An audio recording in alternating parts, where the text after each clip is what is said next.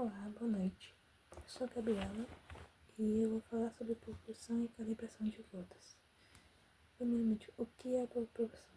A proporção é uma medida determinada entre a igualdade entre duas ou mais razões. E o que é a razão? A razão é o quociente entre dois números. Né? E assim, na proporção existe a diluição.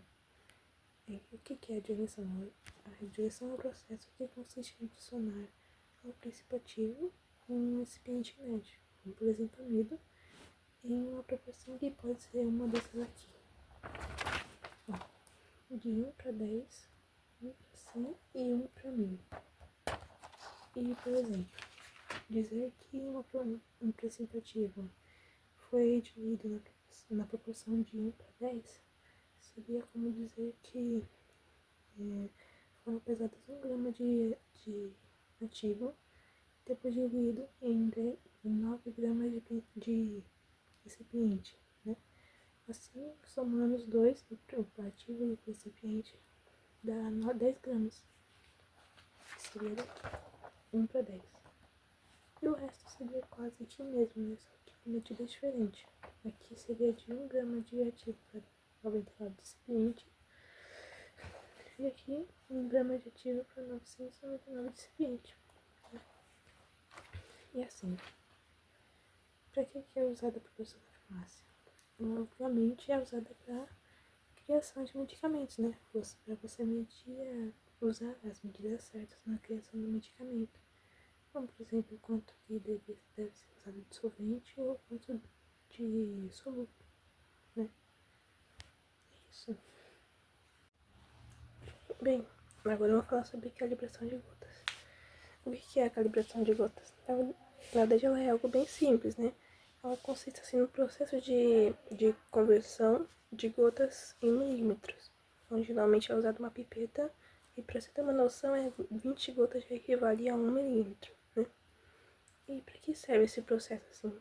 Na verdade, a calibração de gotas ela é muito utilizada assim, em momentos como quando você vai dar um medicamento a algum paciente, você vai explicar assim como se usa e tudo mais, ou quando você já está manipulando o medicamento também, você já está usando assim a calibração de gotas para isso. Bom, a diluição geométrica é um procedimento feito nas operações farmacêuticas que assegura a uniformidade de um fármaco, de um princípio ativo, em toda a mistura. Então, é um procedimento de extrema importância, pois ele vai assegurar que o princípio ativo, que é o componente principal de um medicamento, esteja distribuído de forma uniforme em toda aquela mistura, que posteriormente vai ser encapsulada. Então, para a gente garantir que cada cápsula tenha uma quantidade correta de princípio ativo, para que haja um efeito esperado no paciente, é necessário que o princípio ativo seja diluído da forma correta, de uma forma homogênea naquela mistura. E para assegurar isso, é feito o procedimento da diluição geométrica, que hoje é um dos mais seguros e é inclusive regulamentado pela RDC 67 de 2007, que medicamentos, fármacos, substâncias de baixo índice terapêutico, de baixa dosagem e de alta potência devem seguir esse procedimento. Então, existem 3 tipos de diluição geométrica, a depender da quantidade do fármaco em questão. Quando a gente fala de fármacos que estão em pequena quantidade, como por exemplo a quantidade de 0,1 mg, até 0,1 mg é recomendado a diluição de 1 para 1000. Quando a gente está falando de um pouco mais de quantidade, né, no caso de 0,11 mg a 0,99 mg, a diluição recomendada é de 1 para 100. Quando a gente fala de quantidades acima de 1 mg, é utilizada a de 1 para 10. E como é feito esse procedimento? É utilizado o grau e o pistilo, né, nesse procedimento, na qual a gente pega uma quantidade do fármaco e uma quantidade igual do recipiente e coloca juntos para poder serem diluídos ali de forma na mesma quantidade. Então, primeiramente, o recipiente vai ser colocado no grau e vai ser, com o auxílio do pistilo, vai ser misturado para que aquele recipiente possa tapar qualquer porinho daquele recipiente que possa, no caso, se fosse o princípio ativo ali, ele seria retido naquele recipiente. Então, o recipiente ele vai estar tapando aqueles poros do grau. E logo em seguida, vai ser acrescentado a mesma quantidade do fármaco. E eles vão ser ali diluídos juntos na mesma quantidade. Então, por exemplo, eu peguei 1 miligrama do fármaco e 1 miligrama do recipiente. Vou fazer esse procedimento, o resultado vão ser 2 miligramas. Se ainda restar a quantidade de recipiente, que no caso sempre o recipiente vai estar em maior quantidade do que o fármaco, se ainda restar uma quantidade de recipiente para ser acrescentado, ele deve ser acrescentado na quantidade igual da que já está ali naquela mistura. Então, por exemplo, depois de ter sido feito esse procedimento, vão haver 2 miligramas ali daquela mistura, eu vou acrescentar mais 2 miligramas de recipiente ali e vou fazer esses movimentos para poder incorporar todos esses ingredientes do medicamento. E isso vai ser feito até que todo o recipiente acabe e seja colocado ali naquela mistura. Esse procedimento vai garantir que o princípio ativo esteja igualmente, de forma uniforme, ali naquela mistura e que ele vai estar na concentração correta posteriormente na encapsulação. E o efeito vai ser bem sucedido. Meu nome é Patrícia e eu vou falar um pouquinho para vocês a respeito de doses. Como que a gente faz o conceito de doses? Ou seja, como que a gente conceitua doses? De acordo com a farmacopeia, as doses é toda a quantidade de um medicamento que foi prescrito pelo médico.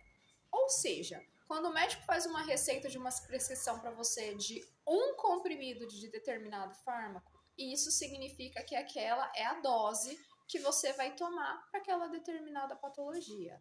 Dentro da farmacologia, a gente conceitua doses como a quantidade de ativos ou princípios ativos ou substâncias de um fármaco específico ou demais fármacos que compõem um medicamento. Ou seja, o medicamento ele é um conjunto e ele forma uma determinada dose que é responsável para sanar uma patologia ou uma queixa dada pelo paciente.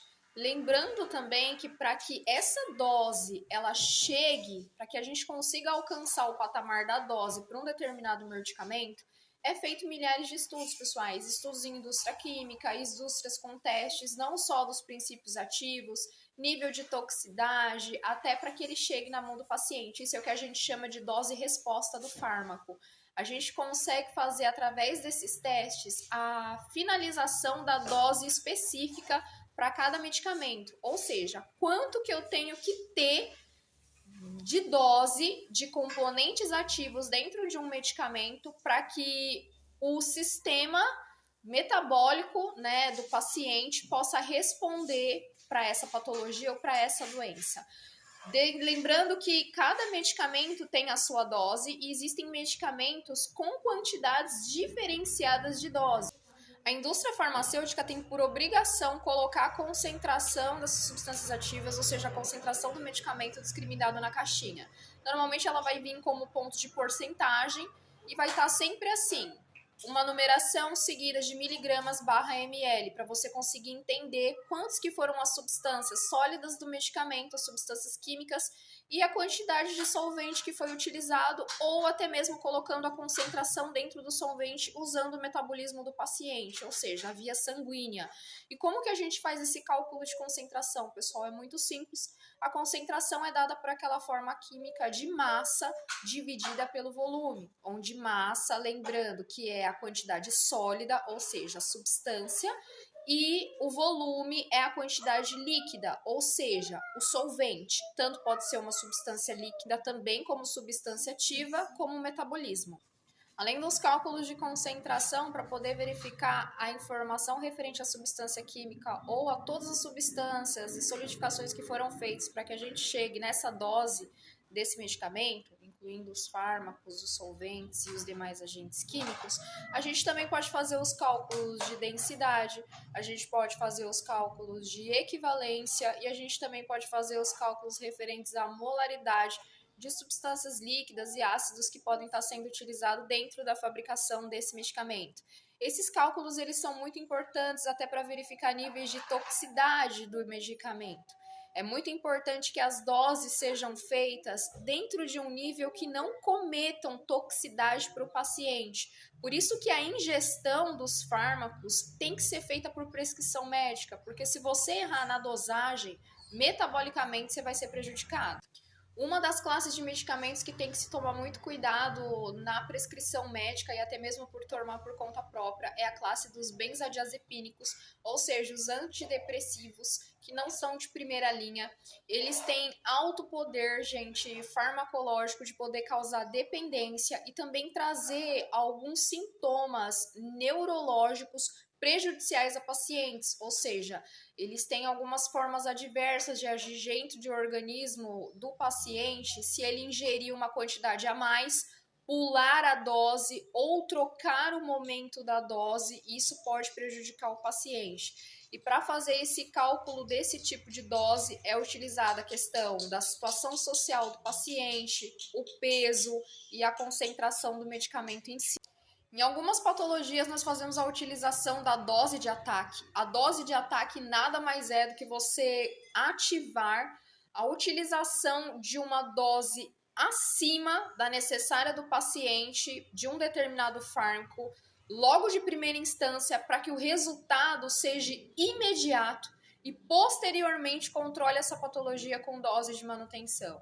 A gente verifica muito esses casos em pacientes de esquizofrenia que são levados às vezes em quadros psiquiátricos, no qual a dose do remédio que é aplicada para eles de primeira instância é além do que o de um tratamento patológico dentro de um consultório, por exemplo. Claro que isso tem que ser muito bem avaliado, porque a forma com que o metabolismo e a célula faz a captação desse fármaco transcrito de dose de ataque é muito mais morosa do que dentro de uma patologia dada como clínica de manutenção. As doses de manutenção é aquelas que são prescritas pelo médico e o paciente vai tomando ao longo de dias em determinados horários, né? A gente consegue estabelecer esse tipo de situação como a dosagem do medicamento. Qual é a dosagem que o paciente tem que ingerir ao longo do tratamento para poder ter uma boa resposta com referência à sua queixa ou com referência à patologia? A dosagem ela é feita de acordo com o nível de substância química que o paciente vai ingerir, ou seja, a quantidade exata de comprimido, o seu intervalo e a quantidade de dias ou meses que o paciente vai poder fazer a utilização desse mesmo medicamento, para que ele tenha aí sanado ou controlado a sua queixa. A gente vai conseguir estudar um pouquinho mais disso no capítulo que vai seguir a respeito de dosagem. A gente vai falar um pouquinho sobre o conceito de dosagem, lembrando que a gente já estudou doses no capítulo anterior e o conceito de dosagens nada mais é do que a quantidade final dos fármacos que o paciente ele vai ingerir ao longo do seu tratamento, seja com dose de manutenção ou seja com doses de ataque, enfim. A quantidade final dentro de um tratamento, o qual quantos comprimidos você teve que tomar, o horário em que você fez a utilização e a quantidade dos componentes ativos que foram ingeridos por esse paciente é dado como a dosagem. Lembrando que ela pode alternar de um medicamento para outro, ela pode alternar também dentro da sua posologia, de acordo com a idade do paciente e o peso do paciente. E é muito importante o farmacêutico entender como que faz também o ajuste de dosagem, porque nem sempre o medicamento que é prescrito vai ter na prateleira. É importante entender que o medicamento ele pode vir na base de comprimido, ele pode vir na base aquosa, ou seja, de uma solução. Então, tanto você vai poder administrar ele como miligramas, gramas ou como mls. Essas são as grandezas normalmente mais utilizadas dentro dos cálculos farmacêuticos para cálculos de dose e dosagem.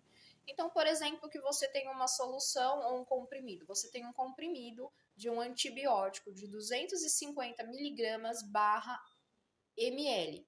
E o médico fez essa prescrição para o paciente, só que você, como farmacêutico, simplesmente não tem essa dosagem na sua farmácia. E a que você tem na sua farmácia é 500 mg barra 5 ml. E como que você vai fazer esse cálculo? Como que você vai entender qual é a dosagem que o paciente tem que tomar se o comprimido que você tem não é o mesmo que foi receitado? Primeiro, entende-se o que tem. De um lado, você tem um comprimido de 250 miligramas e do outro, você tem uma solução de 500 miligramas barra 5 ml. Então, ali ele está querendo te dizer que a cada 5 ml daquela solução, você tem uma determinada quantidade de fármaco. E como saber exatamente qual a quantidade de fármaco pela quantidade de ml? Como que eu vou saber quantos ml eu tenho que dar para esse paciente? A gente faz o cálculo da regra de 3. Ele é muito simples, é aquela continha que a gente faz em X. Primeiro a gente multiplica, depois a gente passa dividindo e tem-se o resultado. É muito importante dentro do cálculo, gente, da regra de 3, você saber colocar as grandezas em ordem, ou seja, elas não se misturam. De um lado, você vai colocar as grandezas referentes a miligramas, 250 sobre os 500, e das outras referentes a ml, x barra 5 ml. Oi, meu nome é Patrícia, a gente vai falar agora um pouquinho sobre o tópico referente a medidas caseiras. Medidas caseiras nada mais é do que aquela solução, aquele medicamento que você faz a administração dele, ou a solução, ou a dissolução dele diretamente na sua casa, usando utensílios que você tem dentro da sua própria cozinha, por exemplo. Uma das substâncias mais comuns para fazer o uso de medicação caseira é a azitromicina, e ela é feita diluída diretamente numa jarra contendo ml específicos de água. O soro caseiro ele é muito utilizado e prescrito pelos médicos em caso de algumas patologias, e você consegue fazer a administração dele aí sozinho, sem precisar da ajuda de um profissional, só seguindo as orientações que existem no rótulo e dadas direto pelo fabricante da solução. A equivalência referente às medidas caseiras, ela se dá, por exemplo, para cada centímetros cúbicos é equivalente a ml. Então, essa equivalência ela é comparada de 1 para 1, ela é muito simples de se fazer. Então, para cada centímetro cúbico que você tem relativamente 1 ml. E dentro dos padrões das medidas caseiras, quais são os utensílios que a gente mais utiliza na administração de medicamentos? Seria a colher de chá, que é referente a 3 ml, a colher de sopa, que é referente a 4 ml, a colher de sobremesa, que você tem aí o equivalente a 10 ml, a xícara de chá, que é muito utilizada, gente, para formulação de medidas, inclusive até mesmo para receitas não só medicamentosas, ela equivale ao valor de 180 ml, e o famoso copo americano, 250 ml. A gente vai entrar no tópico a respeito de dissolução de comprimidos. A dissolução de comprimidos nada mais é do que você pegar a substância sólida, no caso, né, o comprimido, o agente, o fármaco, né, e fazer a dissolução dele em um solvente, ou seja, num líquido. Lembrando que esse líquido ele pode ser água potável, também ele pode ser uma solução medicamentosa ou aplicada em forma de seringa ou ingerida. Dentro das questões da seringa, a gente tem aí a dissolução feita em soro fisiológico ou até mesmo no grau de glicose. Para que é feita a dissolução de comprimidos? Ela é feita ou às vezes para minimizar impactos da forma com que o medicamento atua dentro do metabolismo, ou às vezes o próprio fármaco ele tem um agente prolongado e a gente precisa fazer a quebra e por isso nós fazemos a dissolução. Alguns fatores podem interferir no processo de diluição, por exemplo, a solubilidade da água, ela pode ser alterada de acordo com o nível da sua temperatura. Então, quanto mais alta a temperatura, mais rápida é realizada a dissolução desse comprimido. E também o tamanho das partículas. De acordo com a forma com que você for fazer a administração desse comprimido, se você for fazer ele, por exemplo, na sua casa, é uma forma mais prática, é você diminuir o tamanho das partículas. Ou seja, você vai quebrar esse comprimido e vai fazer a dissolução dele na água para conseguir uma forma mais homogênea, para que esse comprimido ele seja totalmente diluído. Dentro dos quadros, dos cenários hospitalares, essa dissolução ela pode ser feita também com uma seringa. Normalmente é mais utilizada essa técnica quando é feita a dissolução com soro fisiológico ou glicose. Diferente dos comprimidos efervescentes que a gente já tem dentro, na própria embalagem, a informação do fabricante quanto à quantidade de ml para poder fazer a dissolução desse comprimido, os demais comprimidos, para serem calculados como que eles vão ser dissolvidos, nós também realizamos a técnica de cálculo pela regra de 3. Então, você tem que calcular aí a substância referente aos miligramas do seu comprimido, mais a quantidade de ml, muitas vezes pela dissolução que você está fazendo, se é numa bolsa de soro ou se é numa quantidade de glicose, e fazer esse cálculo para você poder obter exatamente a quantidade exata de quantos comprimidos você precisa, para quantas quantidades de solvente você precisa para atingir aquela dosagem prescrita pelo médico. Olá a todos, meu nome é Gabriel Henrique e hoje estou aqui para poder falar sobre a diferença entre a dosagem dos adultos e a dosagem infantil. Já que essa diferença existe, já que até os 4 anos de idade a criança ainda não tem sistema imunológico totalmente formado. Então acaba que ela contrai o mecanismo muito mais fácil e não consegue combatê-lo. Igual seria com um adolescente, um adulto saudável. Já que essas pessoas já têm seus sistemas imunológicos formados, então acaba que não tem muitos problemas para lidar com a maioria dos micro-organismos que se encontram normalmente, como o vírus da gripe. Esse processo de formação do sistema imunológico até os 12 anos, onde o sistema imunológico termina de se formar e assim ele já consegue combater os micro-organismos ou seres patogênicos no geral, de modo bem mais simples. Enquanto esse processo de formação ainda está acontecendo, a criança obviamente não vai ter um sistema tão bom. Por isso nós temos as vacinas, que basicamente expõe as crianças a uma dosagem segura desses micro-organismos, para que assim elas possam receber esses micro-organismos, seu corpo possam se adaptar a esses micro-organismos para assim, criar suas resistências. Que obviamente, sendo uma dosagem bem menor de micro-organismo e ele sendo inativo, ela vai poder resistir tranquilamente, diferente caso ela pegasse do pai ou da mãe. E além dessa vacina que, obviamente, não é somente para as crianças, nós temos as coisas que são somente para as crianças, como a dosagem baseada em peso, diferente dos adultos que nós temos uma dosagem específica, as crianças, como elas têm um corpo bem menor e variam muito, dependendo do seu crescimento, acaba que não fazer uma dosagem baseada no peso delas. Obviamente, isso vai variar de medicamento para medicamento, então não tem como falar um valor específico aqui para isso.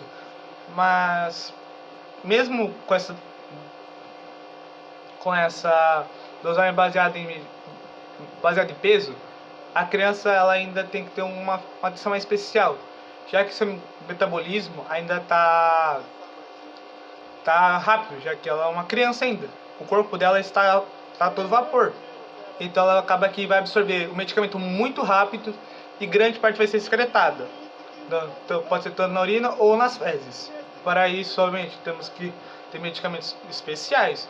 Aí pode entrar vários tipos, até mesmo formulações diferentes, como xaropes e comprimidos mastigáveis, coisas que não tem geralmente para os adultos, somente em casos especiais. E as crianças têm isso porque muitas delas não conseguem tomar os comprimidos normalmente, então tem que ter uma formulação específica para elas, para que elas possam absorver esse medicamento e assim consigam auxiliar seu sistema imune contra os patogênicos.